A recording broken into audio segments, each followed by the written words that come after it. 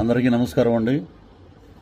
ఉదయం నుంచి పృథ్వీరాజ్ అరెస్టు, పృథ్వీరాజ్ని కోర్టులో లొంగిపోమన్నారు, పృథ్వీరాజ్ని తీసుకెళ్ళి ప్రశ్నిస్తున్నారు.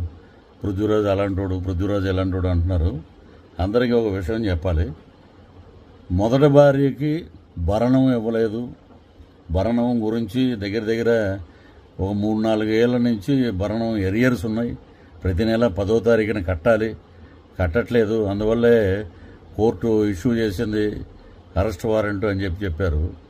ఏమంటే అసలు చాలామంది అసలు నిజంగా ఈ చిన్న యూట్యూబ్ ఛానల్స్ కానీ ఇతరత్ర మీడియా వారు కానీ అసలు విషయం తెలుసుకుని పృథ్వీ గారు ఏంటని అడిగితే నేను వివరంగా చెప్పేవాడిని.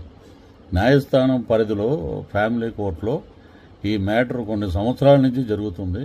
సో దానికి సంబంధించి వారు ఒక అమౌంట్ చెప్పారు. ప్రతి నెల amount till up to date ఇప్పటి వరకు ప్రతి నెల హైకోర్టులోకి వెళ్ళిపోతూనే ఉంది అకౌంట్లోకి.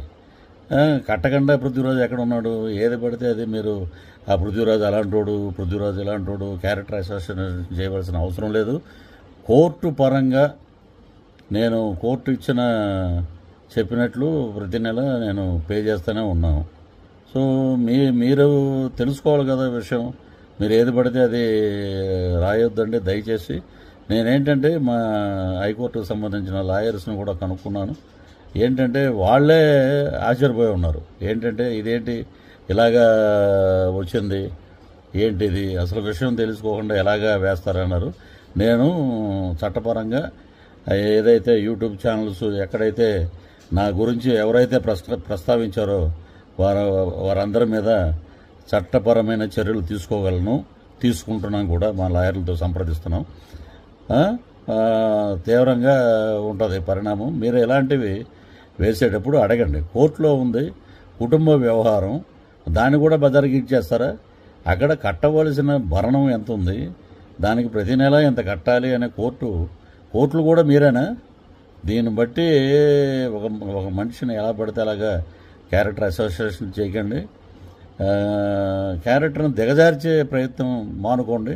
కాబట్టి నేను మాట్లాడేది ఒకటే, న్యాయపరంగా కోర్టు ఏదైతే చెప్పిందో దాని ద్వారా నేను కడతానే వెళ్తున్నాను. టిల్ ఈరోజు జూన్ వరకు జరుగుతూనే ఉంది. కాబట్టి మీరు నిజాలు తెలుసుకొని మాట్లాడండి. నేను ఇంతకు మించి ఇంకెక్కువ ఏం మాట్లాడను.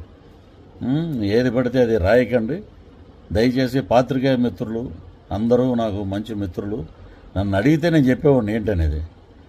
కాబట్టి మీ అందరికీ మరొకసారి నమస్కారాలు తెలియజేస్తూ, కోర్టు పరంగా అన్నీ జరుగుతున్నాయి కాబట్టి లేటెస్ట్ నేను ఎవరి మీద చర్యలు తీసుకోవాలో మా లాయర్లతో మాట్లాడి వారి పేర్లన్నీ నేను వివరిస్తాను. Thank you.